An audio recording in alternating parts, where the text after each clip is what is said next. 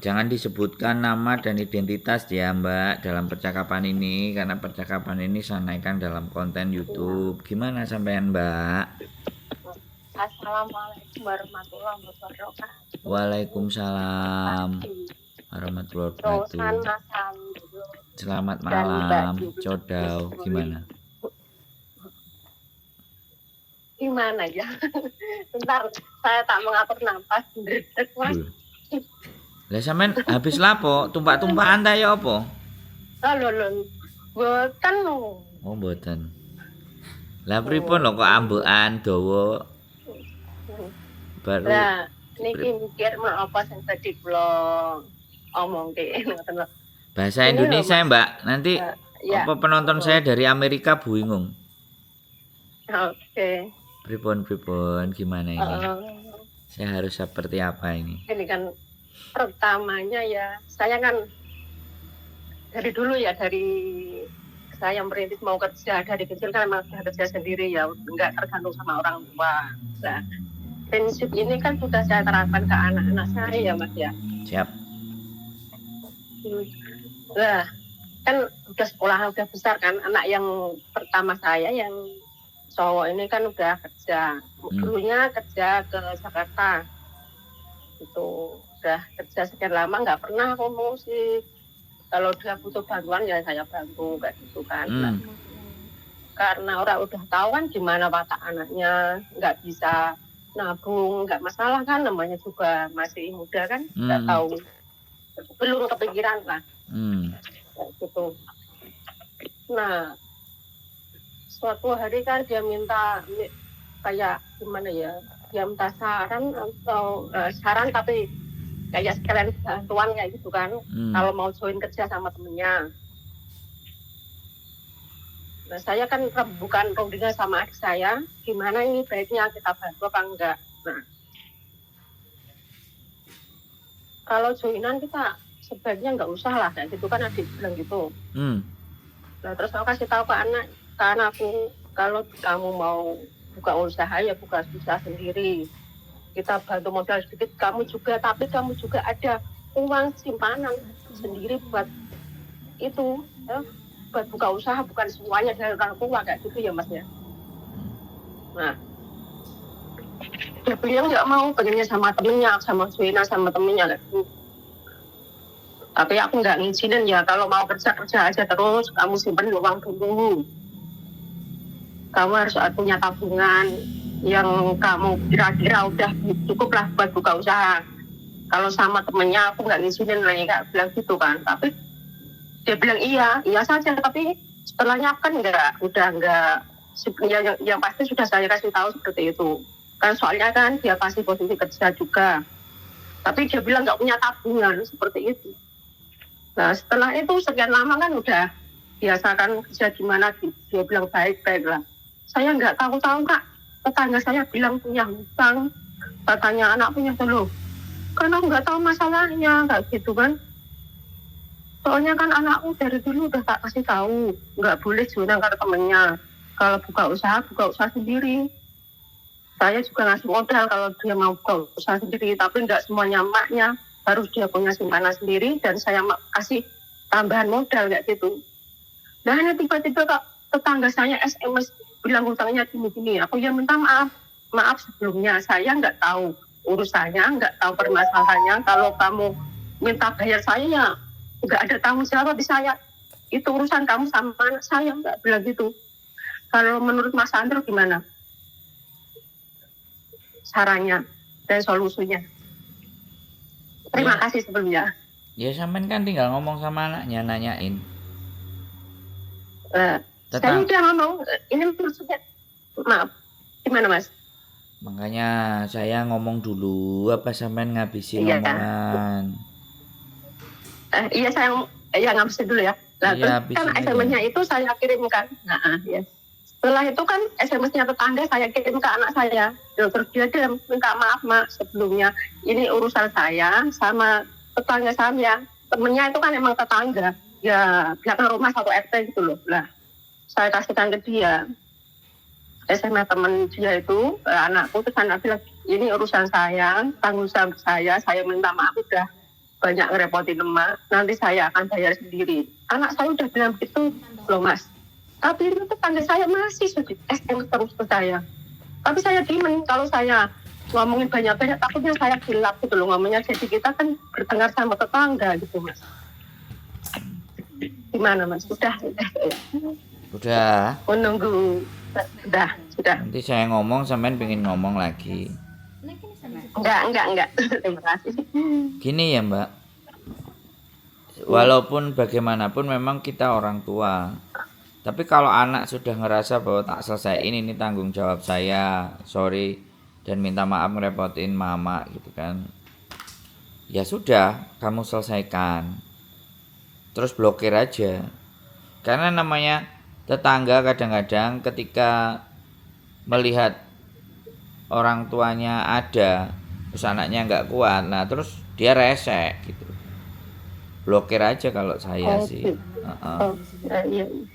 Itu blokir biar sampean nggak punya kepikiran.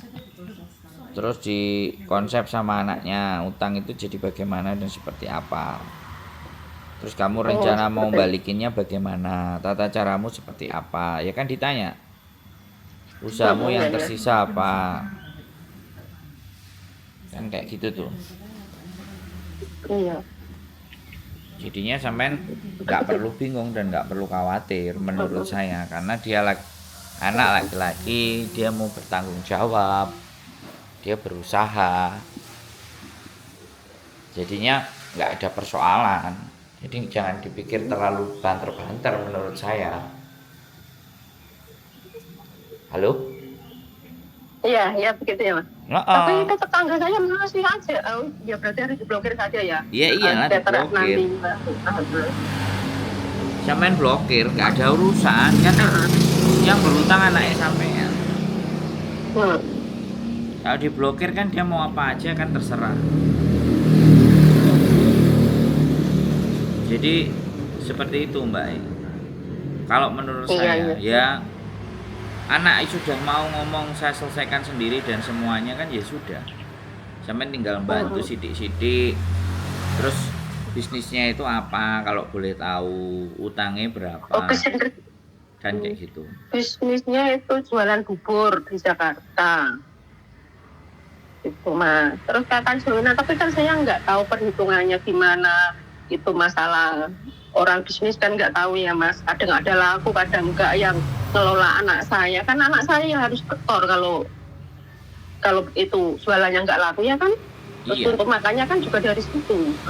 Makanya gini loh Bu, ya temennya di rumah. Bu, gimana saya tak ngomong dulu ya. Maaf iya saya tak ngomong dulu, nanti sampean telaah, sampean cerna. Jadi jangan sampean melampiaskan emosinya ke saya gara-gara tetangganya nagih ke sampean. Itu kan ndak jalur gitu loh. Yang mau kita bicarakan itu kan solusi.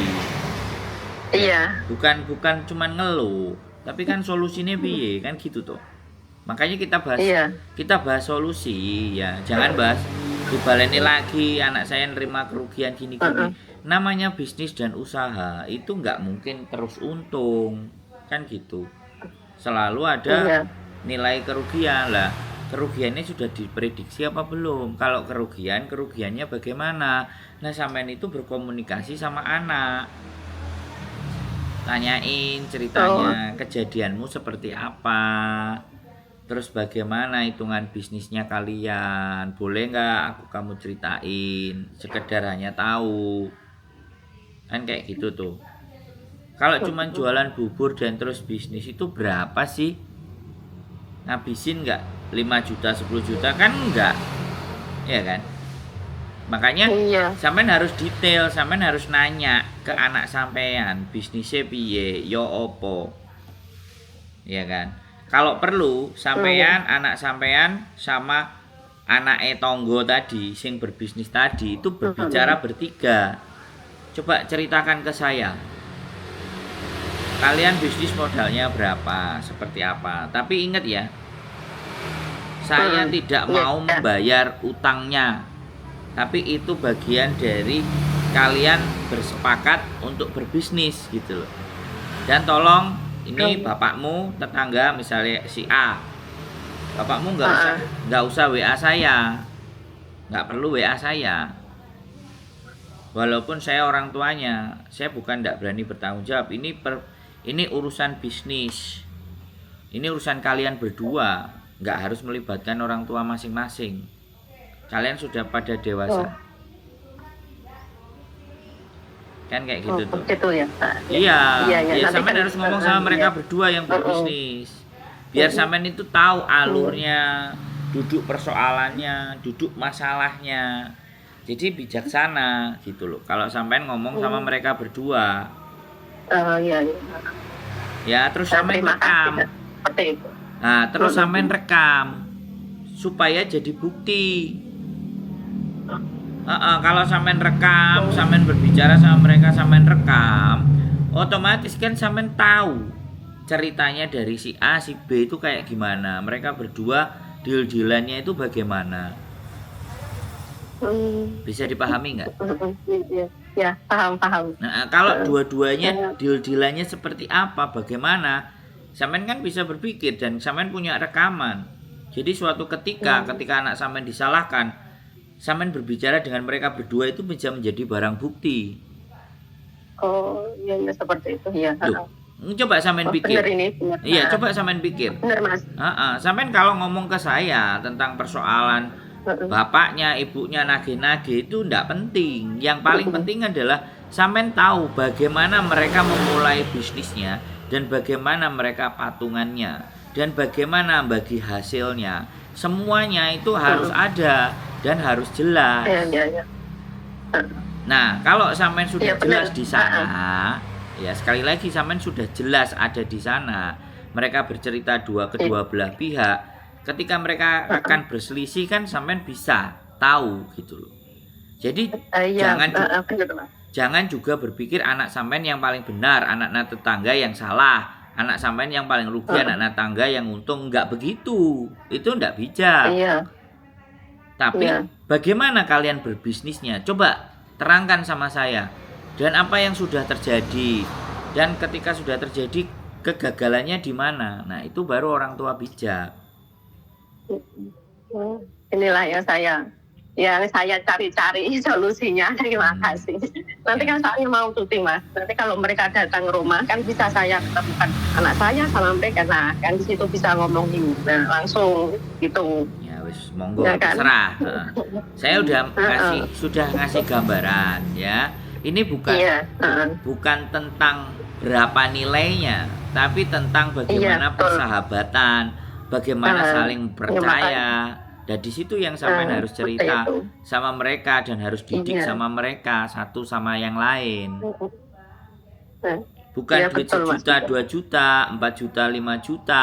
Tapi ketika kalian memulai bisnis, perhitungannya itu bagaimana? Bagi Soalnya hasilnya kalau itu di sini kan, bagaimana? iya, iya seperti itu. Terus? Soal di sini kalau anak saya cuma begini, yang situ begitu kan kita nggak bisa ya. Kalau pertemukan berdua, telepon juga pada nggak mau. Kan yang di sini tengah-tengah saya kan nggak bisa menyimpulkan mana yang benar, mana yang salah. Jadi kalau udah di rumah ketemu semuanya, jadi lebih enak gitu kalau menurut saya. Tapi karena saya tidak tahu gimana cara mengomongnya itu, terus saya minta solusinya sama Sandro tadinya gitu. Sekarang udah dapat gitu ngomong, nanti kalau udah sampai rumah gimana ngomongnya gitu. Terima kasih banyak. Oh iya, makanya kan apa ya? Kalau dari saya mendengar sesuatu kan saya pikirkan dulu gimana ini solusinya dari persoalan ini tuh gimana, karena ada dua belah pihak ya dua belah pihak didudukkan kan gitu toh Bu. Iya, iya betul Mas. Makanya saya cari solusi sama orang yang lebih luas pengalamannya gitu loh. Sebenarnya enggak. Lihat Mas Sandro. Sebenarnya enggak. Pengalaman kan?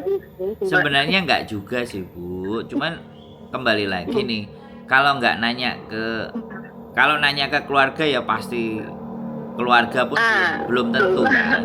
Nanya ke orang lain ya belum tentu orang lain yang punya cara berpikir yang benar yang baik, malah kitanya nanti diojo-ojo hilang ini lah ngono nggak dapat solusi. Kalau nelpon ke saya kan ya sudah ya saya bisa memberikan gambarannya seperti itu dalam sebuah persoalan. Iya.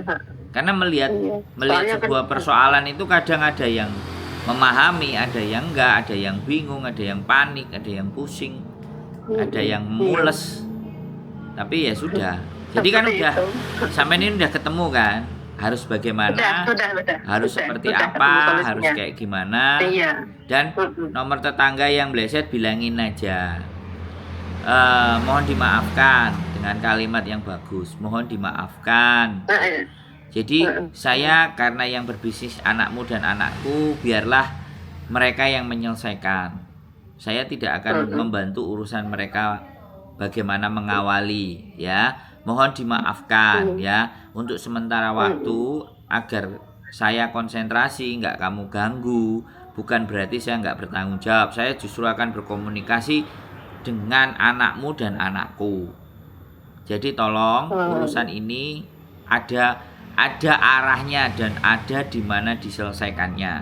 Jadi kamu jangan menekan saya. Mohon dimaafkan kalau saya blokir. Jadi kalimat seperti itu kan kalimat bijak. Iya. Jadi kalau makanya dia, saya nggak tak balas. nah kalau nggak dia balas, manusia, Mas, kemarin. iya, kalau nggak sampean balas, ya kan, sampean kan pasti kepikiran jenenge anak, ya kan. Iya. Sampean balas saja yang bijak, mohon maaf, dirimu tak blokir. Nanti tak selesaikan dulu urusan ini dengan anakmu dan anakku sendiri. Mohon dimaafkan untuk tidak dicampuri urusan ini. Terima kasih. Wassalamualaikum gitu ya. Sampean balas. Jadi kalau orang kan tua udah dapat solusi. Makanya nanti aku balas kayak gitu. Nah, kalau orang tuanya dia bijak, oh ya sudah dibales. Karena kalau nggak dibales mesti ngerecok, mesti ngoyeng, ngubet, gak karu-karuan ya. Ya begitulah karakter karakter orang kalau tidak bisa secara bijak. Saya di WA sampai double diganggu pikirannya kan seperti itu. Iya, ngomong nggak ada tonggo-tonggo liane emang kok mesti pastinya itu. Ya udah nggak ada Tapi masalah. Sekali lagi nggak ada persoalan dengan siapapun. Pulang ngomong dirasani mbok dirasani. Makanya kenapa Indonesia itu nggak maju-maju ya. Nek wong sing maju itu mesti deret-eret. Nek wong pingin merubah nasib iki dumreng-mreng. Digair bahan rasan-rasan ya sudah, itu nggak perlu dibahas ya. Iya. Wis oke. Beres? Oke, terima kasih. Maaf pagi-pagi sudah ngerepotin Mas Andro sama Miss Yuli. Nggak apa-apa. Terima kasih solusinya. Udah tahu caranya ya, mudah-mudahan Alhamdulillah. semuanya bisa diselesaikan dengan baik tanpa ada keributan. Oke? Amin. Terima kasih. Semoga pada sehat semuanya ya Mas ya. Siap, Keluarganya baik. pada sukses. Siap. Terima kasih. Selamat pagi. Selamat pagi. Selamat sarapan Mas Andro, Miss Yuli. Siap. Oke. Assalamualaikum warahmatullahi wabarakatuh. Waalaikumsalam warahmatullahi wabarakatuh. Ya gimana anaknya? Ya orang tuanya bertanggung jawab. Tapi ya sudah. Apapun itu, keep stay tune my YouTube channel and see you next video. Bye bye.